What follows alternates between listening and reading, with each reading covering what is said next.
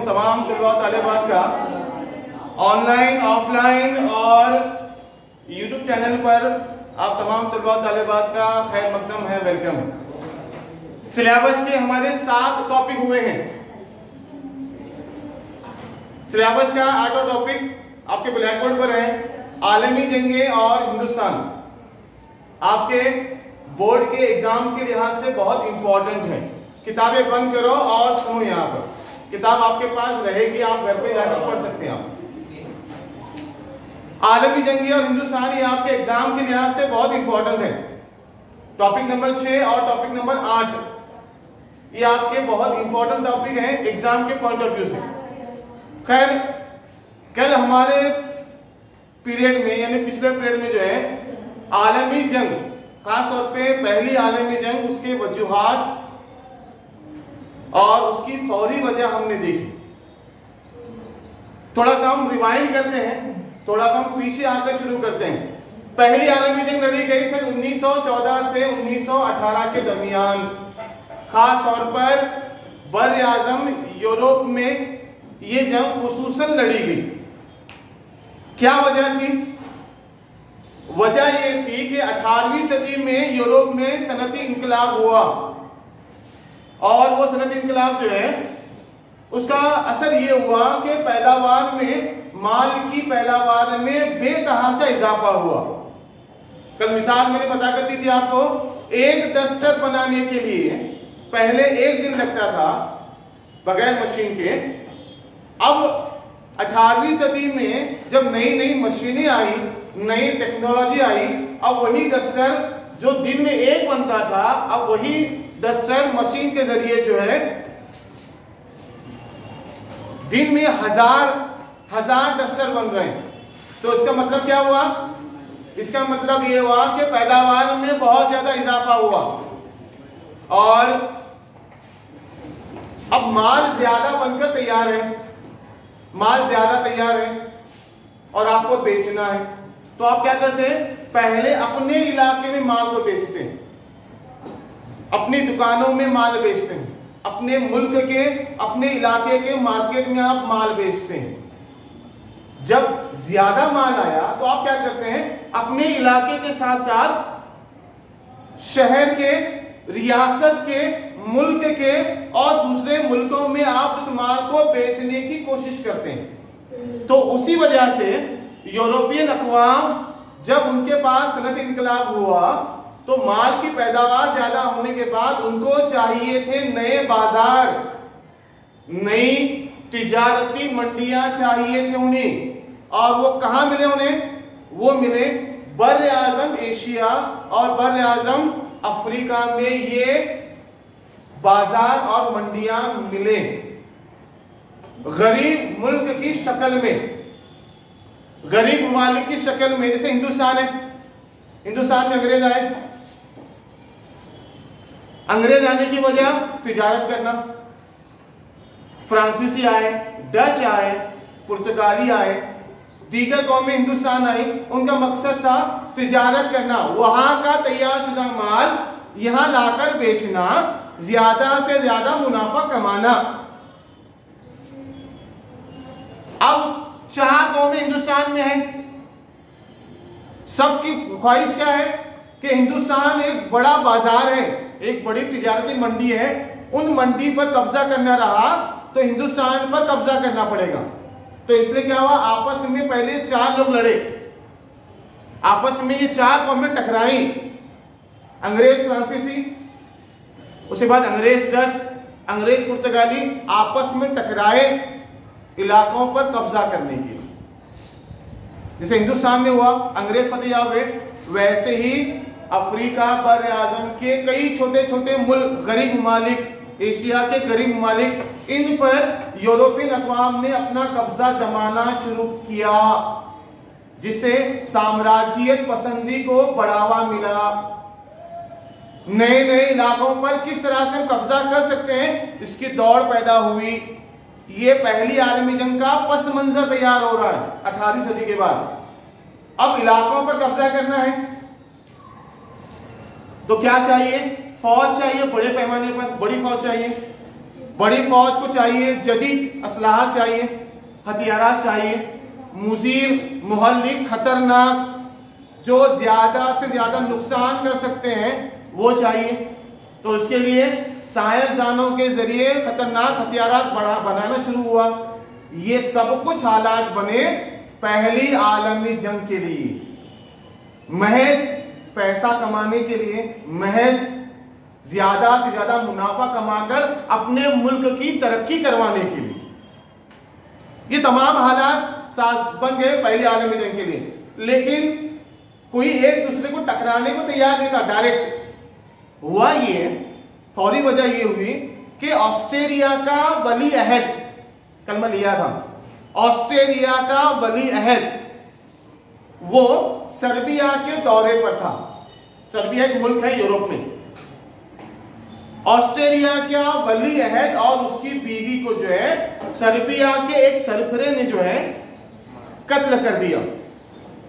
और ऑस्ट्रेलिया को यह लगा कि सर्बियाई हुकूमत ने जानबूझकर ऑस्ट्रेलियाई वली अहद और उसकी बीवी का कत्ल कर दिया, जानबूझकर। ऑस्ट्रेलिया यूरोपियन कंट्री है, एक और एक मुल्क है ऑस्ट्रेलिया, दो अलग है मुल्क। ऑस्ट्रेलिया अलग, ऑस्ट्रेलिया अलग। इंडिया और ऑस्ट्रेलिया की मैच चल रही, वो ऑस्ट्रेलिया अलग है जो जमीन के जुनूबी निस्फ कुर्रे में आता है, और ऑस्ट्रेलिया आता है यूरोप में। तो क्या वजह हुई? फौरी वजह, ऑस्ट्रेलिया के वली अहद को किसी ने कत्ल कर दिया। जिम्मेदार ठहराया गया किसको? सर्बियाई गवर्नमेंट को। तो इस वजह से मामला ये हुआ, ऑस्ट्रेलिया ने सर्बिया के खिलाफ जंग का ऐलान कर दिया। ऑस्ट्रेलिया ने सर्बिया के खिलाफ जंग का ऐलान कर दिया। सर्बिया के खिलाफ जंग का ऐलान होने से रूस इस मुल्क में इसकी हिमायत में आ पहुंचा। सर्बिया की हिमायत में रूस उसकी मदद को आया। उधर ऑस्ट्रेलिया की मदद के लिए जर्मनी और हंगरी, ये दो ममालिक इनकी तरफ आ गए। जर्मनी और हंगरी ये इनकी हिमायत में आ गए। उसके अलावा पहली आलमी जंग में एक और नाम जुड़ा, वो था तुर्की का, क्योंकि तुर्की और जर्मनी के दोस्ताना ताल्लुकात थे। जर्मनी आने की वजह से मजबूरन तुर्की को भी आना पड़ा। बहुत सारी वजह है, उसमें मैं जाऊंगा नहीं, बहुत डिटेल है वो, उसमें जाऊंगा नहीं। तुर्की, ऑस्ट्रेलिया, जर्मनी और हंगरी एक तरफ हो गए। इधर सर्बिया और रूस, जर्मनी और इंग्लिस्तान की आपसी दुश्मनी थी। तो रूस की और सर्बिया की इसमें जो है इंग्लिस्तान शामिल हुआ, क्योंकि जर्मनी ने मजबूरन इंग्लिस्तान को जंग में खींच लिया। इंग्लिस्तान के आने की वजह से इंग्लिस्तान के ताल्लुकात फ्रांस के साथ हैं, तो फ्रांस भी इसमें शामिल हुआ। इस तरह से दो ग्रुप बने। एक ग्रुप, ये ग्रुप जो है, ये ग्रुप कहलाया महवरी ग्रुप और ये ग्रुप कहलाया इत्तेहादी ग्रुप। आलमी जंग दो जमातों के दरमियान लड़ी गई, दो ग्रुप के दरमियान लड़ी गई।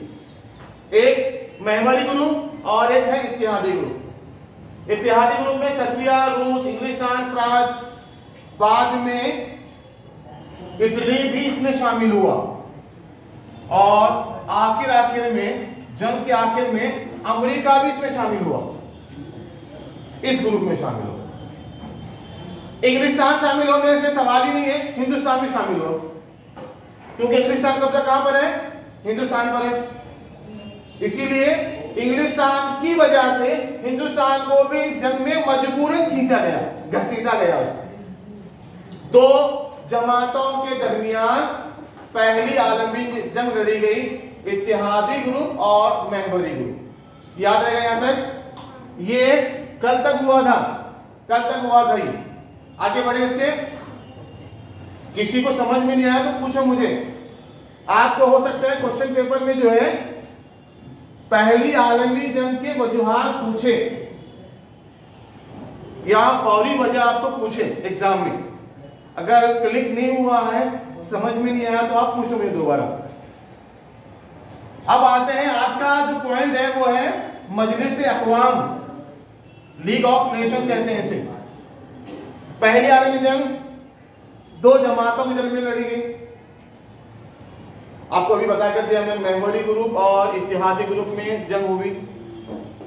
जंग का मामला ये हुआ कि अमेरिका का लास्ट में एंट्री करने से, लास्ट में दाखिल होने से इत्तेहादी ग्रुप की ताकत में इजाफा हुआ।